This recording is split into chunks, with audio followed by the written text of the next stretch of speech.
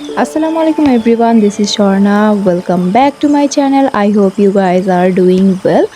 কি খাবারটা দেখে অনেক লোভনীয় লাগছে। আসলে খাবারটা কিন্তু অনেক মজা হয়েছে। আর এটার নাম হচ্ছে মামে পোলাও মাংস। নামটা যেমন ইন্টারেস্টিং, খাবারটাও কিন্তু অনেক বেশি মজার হয়েছে। মামে পোলাও মাংস কেন জানো? কারণ এটা আমরা মামে দুজন মিলে বানিয়েছি। তো চলো আজকে এটার রেসিপিটা তোমাদের সাথে আমি শেয়ার করে দিচ্ছি।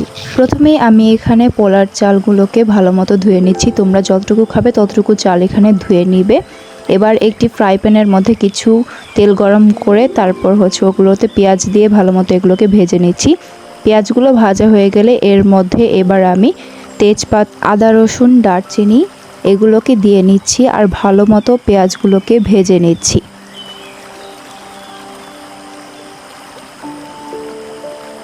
পেঁয়াজগুলো আমার ভালো মতো ভাজা হয়ে গিয়েছে, তো এবার আমি এর মধ্যে পানি অ্যাড করে দিচ্ছি।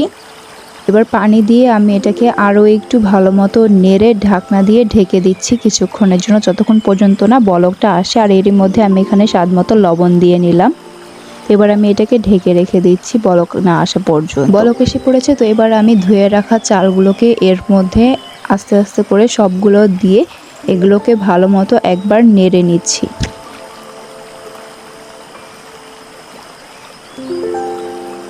এবার আমি এটাকে ঢাকনা দিয়ে ঢেকে রেখে দিব। এবার আমি এর মধ্যে হাফ বয়েল করা কিছু মটরশুঁটি দিয়ে নিচ্ছি। এটা অপশনাল, আপনারা চাইলে দিতেও পারেন, নাও দিতে পারেন, বাট এটা দিলে অনেক বেশি ইয়াম্মি লাগে।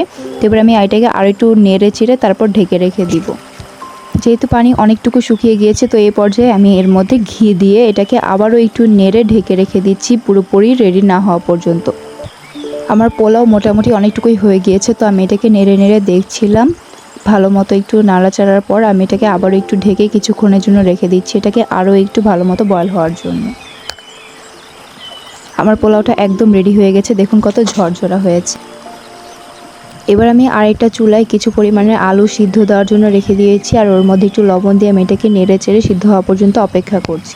আমার আলুগুলো যেহেতু সিদ্ধ হয়ে গিয়েছে, তো আমি চুলাটা অফ করে অন্য সাইডে রেখে দিচ্ছি আলুগুলো। এবার আমি চুলায় কড়াই বসিয়ে তার মধ্যে তেল দিয়ে পেঁয়াজ ভালো মতো ভেজে নিচ্ছি। আমার পেঁয়াজ ভাজা হয়ে গেছে, তাই আমি এর মধ্যে আদা, রসুন আর জিরা বাটা দিয়ে এগুলোকে ভালো মতো নেড়ে নিচ্ছি। এবার আমি এর মধ্যে তেজপাতা আর লাল মরিচের গুঁড়া, একটু হলুদ আর একটু ধনিয়ার গুঁড়া এগুলো স্বাদ মতো অ্যাড করে দিচ্ছি। আপনারা যে যেমন খান সেভাবেই মশলা এর মধ্যে অ্যাড করে নেবেন। এগুলো ভালো মতো নেড়ে চেড়ে এবার আমি স্বাদ মতো লবণ দিয়ে নিচ্ছি। এবার আমি এর মধ্যে চিকেনগুলোকে দিয়ে নিচ্ছি। যেহেতু আমার মশলাটা কষানো হয়ে গিয়েছে, এবার আমি মাংসগুলোকে একটু নেড়ে চেড়ে নিব।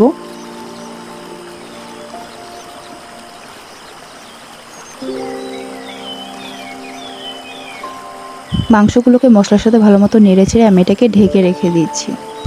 আমার মাংসগুলো অনেকটা সিদ্ধ হয়ে গিয়েছে। এবার আমি হাফ বয়েল করা আলুগুলো এর মধ্যে দিয়ে ভালো মতো নেড়ে চেড়ে এটাকে ঢেকে চুলার আঁচটা মিডিয়াম রেখে দিচ্ছি। মাংস আর আলু একদম কষানো হয়ে গিয়েছে, তো আমি যেহেতু একটু ঝোল রাখবো তাই এখানে আমি একটু পানি অ্যাড করে দিচ্ছি। এখানে আমি একটু গরম পানি অ্যাড করেছি। এবার এগুলোকে ভালো মতো নেড়ে চেড়ে তারপর আমি এটাকে ঢেকে দিচ্ছি। আমার মাংসটাতে বলক এসে পড়েছে, তার মানে এটা একদম রেডি হয়ে গিয়েছে। ঝোল যতটুকু দরকার ঠিক ততটুকুই হয়েছে। তো এবার আমি চুলাটাকে নিভিয়ে দিলাম। এবার দেখুন আমার মাংসটার কালারটাও সুন্দর হয়েছে, খেতেও অনেক টেস্টি হয়েছে। আর আলহামদুলিল্লাহ আমরা মা মেয়ে মিলে আজকে এই রান্নাটা করেছি। আপনাদের কাছে কেমন লেগেছে আপনারা অবশ্যই কমেন্টে জানাবেন। আর আমাদের এই রেসিপিটা ফলো করে আপনারাও বাসায় এরকম মজাদার খাবার তৈরি করবেন অ্যান্ড আমাদের সাথেও শেয়ার করবেন।